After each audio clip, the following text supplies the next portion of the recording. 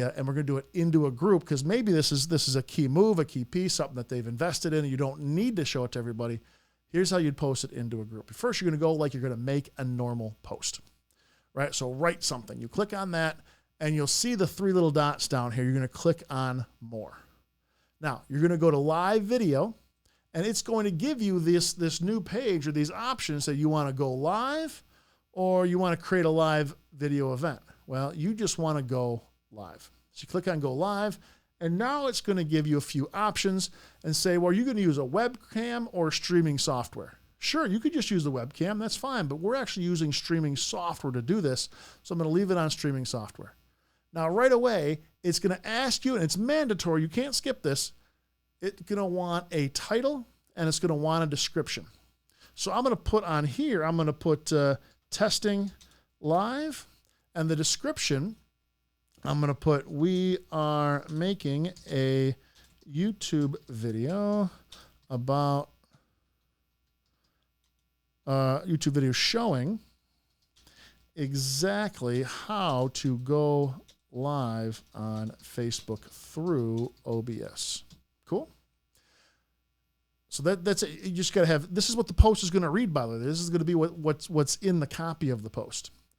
Now, as you scroll down, you'll see, since we have streaming software selected, by the way, if you selected webcam, you just have to select your computer microphone, but selecting streaming software gives you what's called a streaming key. So in the streaming key, I'm going to hit copy. And now I'm going to actually hit settings on OBS, and I'll drag this over so you can see it. Under settings on OBS, the third option down here says stream. And I'm going to get rid of the current stream key that's in there. I can select the service. I'm on Facebook, and I'm going to paste the key that I just copied.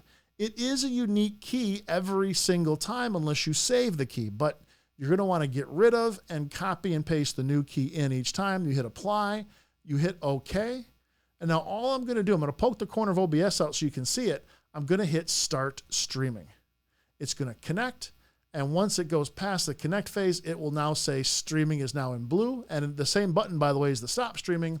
And you'll see on the page, pop, in it goes. It now shows exactly what I'm showing, but it's in delay. Now, I'm not live yet. I've just connected Facebook to StreamYard, or I'm sorry, Facebook to OBS. So everything I'm seeing in OBS is here at about a 10 to 15 second delay. Now, the button that I hit to actually go live is down here. So once I push this go live button, it's going to give me about a 2 or 3 second buffer, and then it's going to start. So when you're ready, you click the go live button, and now it tells you your live video is starting, and you can pretty much bet from this point forward that now you're live on Facebook. So anyone who's watching this, by the way, and I only post this into one group, this is a YouTube video that we're filming for this group here who joined us live to see exactly how to go from OBS, the software that we use to have all the scenes and bring everything in and design the way we want our experience to look, how to connect that exactly to Facebook, into a group, onto a page, into a profile to go live. So that's it. We're live right now. You see the button. If there were comments or people watching, you can see that too. And by the way, if this was a video, if this was pre-recorded, I could also now go into my phone and I could watch my own live right from my phone. In fact, let me turn this down a little bit. And I could actually, as it's going live, I can literally watch the live, and I can comment, I can interact, I can do whatever I want to do. But that would be if this was pre-recorded. So you could actually make a video, play it through OBS, and then you could, go live like we just did, like I just showed you. And then you can be answering your own comments and going through, making sure the sound is good. And if you have questions to answer, you could do an entire presentation like this. Sarah, couldn't you do like a 30-minute or an hour-long session? And you could literally let this thing just run. Yeah, I have a question about what you just said, how to go live from a pre-recorded one. I know you've recorded that before, but it's been a while. What's the difference? Because what you showed just looks really straightforward, but you get the streaming key exactly the same, but where do you put the recording? Into OBS in the scene? Yeah, so what happens now, I just transitioned scene. So Sarah is in Zoom. So I was showing her part of my desktop within the setup, and you can see all that. But now what they're seeing is what you're seeing. Whatever OBS has captured, whatever I've designed, we're still live in Facebook. So even though it's just me and the audience, you all can't see that now, but Facebook can see this just like you're seeing it. So what I would do is I would build a scene that played the video. In fact, if I showed you what it might look like, I might do a short intro. Hey there, my name is Vince Dowd. I'm an entrepreneur, an international speaker, which I've done for over 30 years all around the world, and I'm a coach on conscious communication. The reason for this video is because I wanted to shout out to Don Pikula. Don has changed my game. What you're seeing here is a video. Hey, Don Pikula here. I'm here with Jade Gall, and we are going through exactly what we just did this week to go. All right, so now today we're going to pick up where we left off yesterday. You'll notice I have scene 1, and when I hit the number 2 on my keyboard, I have scene 2.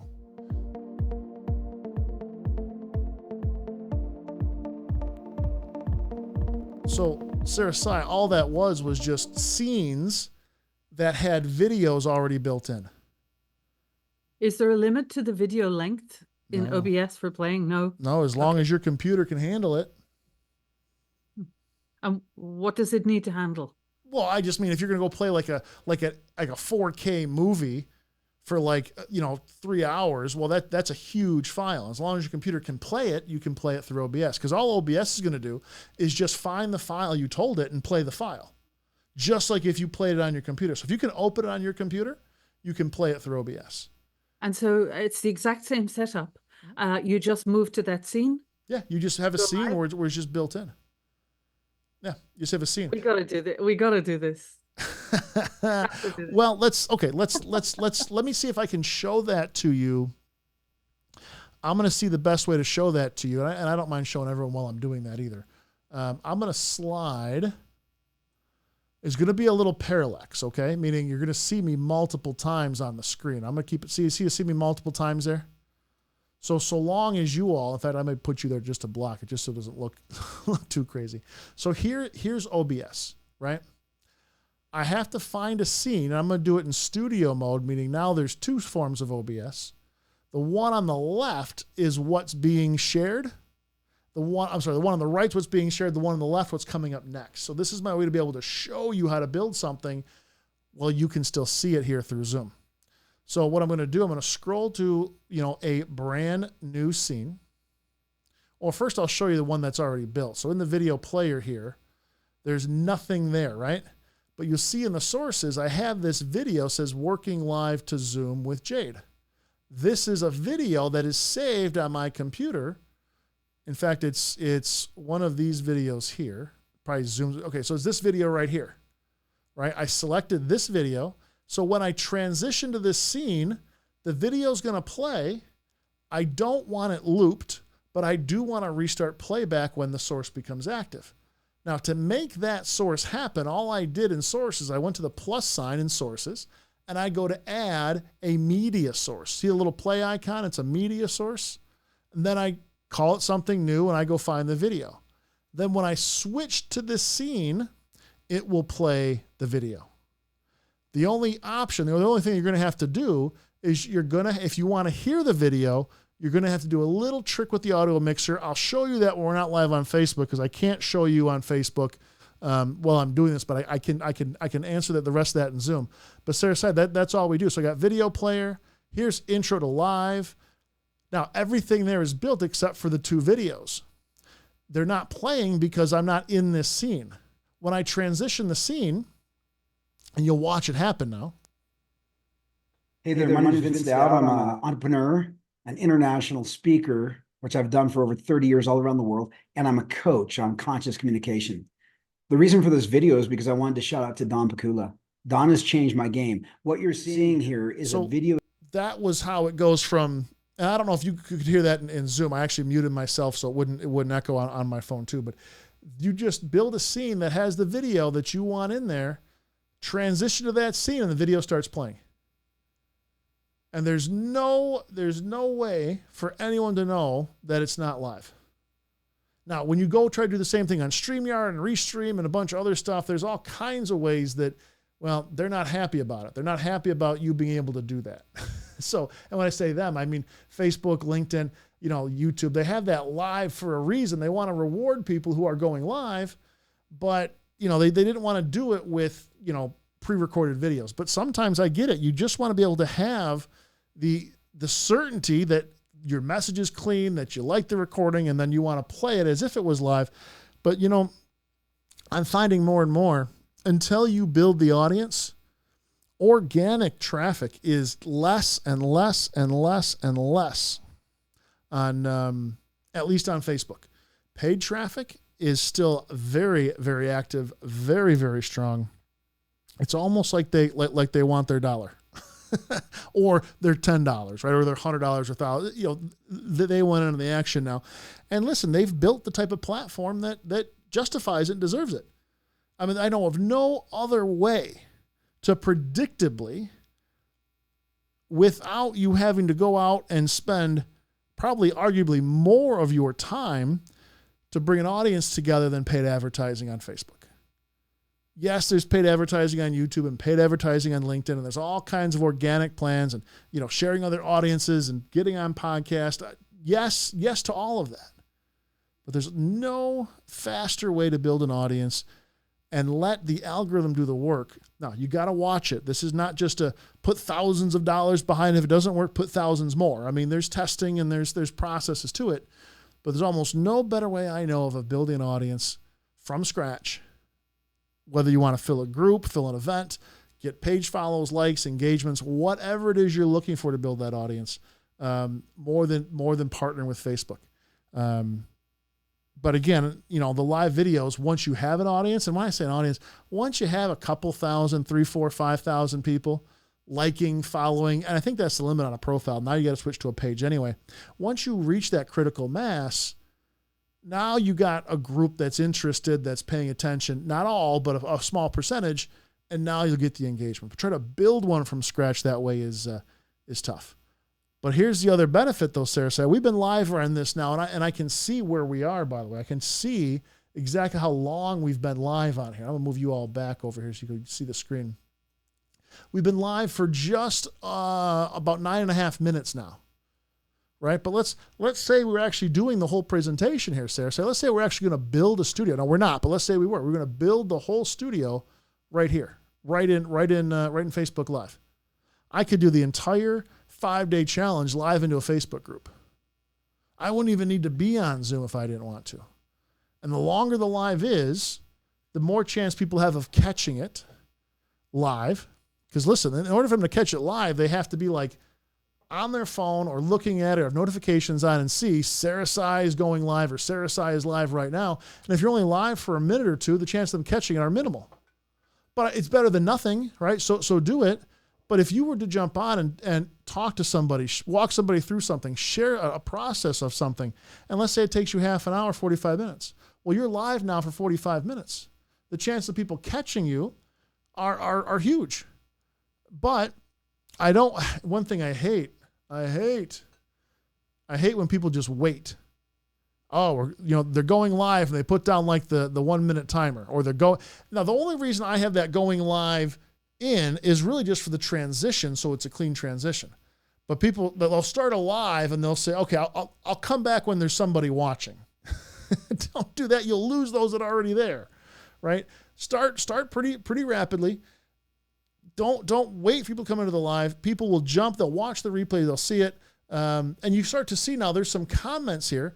Looks awesome. Looks great. # live. I got the alert. It's rare to be free when it comes. Yeah, Michael's spot on here. But the longer you're here, the more chance you have.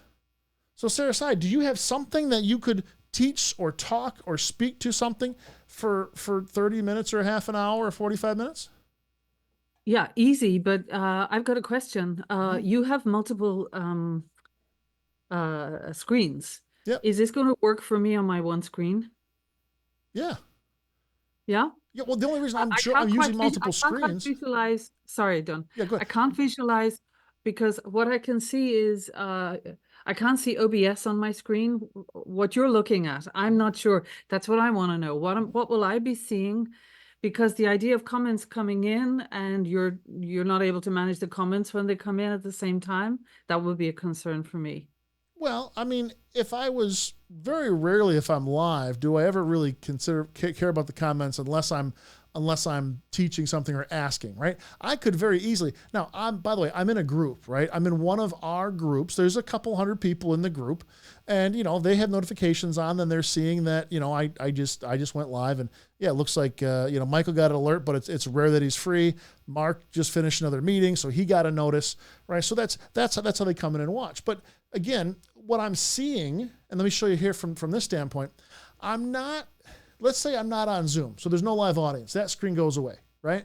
Now, I'm not even using this screen, right? There's really nothing here. This is what I was showing you before. This screen's got nothing. I have Facebook right here, and I have OBS right here. So see how I got them side by side? This is one screen right here. I got Facebook, and I have OBS. So when I show you the desktop version of this, how it actually looks, what you're seeing here, this piece, this is the right side of my desktop, of the main desktop. I'm looking at OBS, and I split the screen basically with the web browser. And if you were in studio mode, though, then what happens? Oh, so all I did when I clicked on studio mode is it splits OBS into like two things. If I bring this back and show it to you here, studio mode just takes OBS and it gives you. And I don't want anyone confused by this because I rarely use this if ever. The right side right here tells me what I'm doing right now, where this is what's being broadcast. This is the program. Left side's the preview. What I would show next. Now, if we were in live television or sports or whatever, what I would do is if I was producing it, the control room would be bringing up the next scene, maybe making slight modifications, typing in the next headline or getting the instant replay ready, right? This is more for like a live broadcasting. Well, yeah, I'm live broadcasting too. I'm not broadcasting a sporting event, right? And I'm not producing it from behind the scenes. When I wanted to, then I would just hit transition, and then that was what you would see. Oh, you're not even seeing okay, let me show you on desktop. No, Sarah, what are you seeing right now? I'm seeing you sitting here and then standing. Yeah.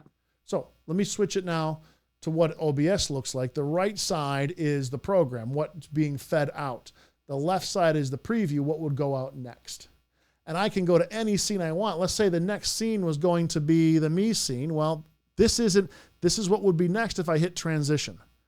I could also do, next I'm going to do my podcast intro. So now that's ready to go. I'm going to do the intro to live. See the one on the left, it isn't what's being shown. It's what's going to show next when I hit transition. You just lose your screen for anything else when you're doing that, but it's still going live. Well, that's what's a bit scary, that you're not sure really what else is happening. Yeah.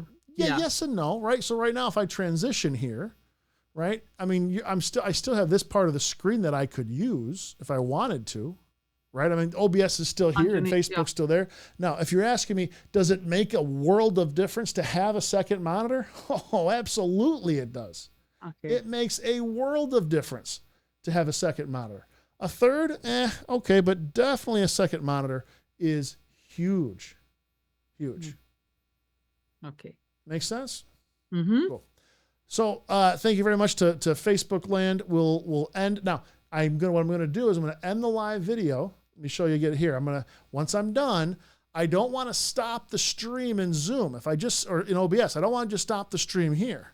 I'm going to actually click on it in Facebook and end live video. Keep in mind, there's about a 10-second gap between what I'm saying and when it gets streamed. So if you're saying something super important, like a call to action or a go here, and I'm not doing that now, but if I had a call to action, go visit this, go do that, get your spot for this, get your gift, whatever, and I give it right away and I hit end, it's probably going to have it cut off.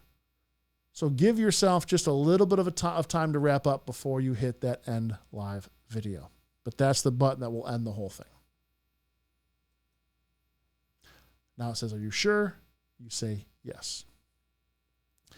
Video goes away, and there it is. Make sense? And where are the options then for sharing afterwards? Is there an option for deleting it straight away if you want to, or saving it and sharing it elsewhere?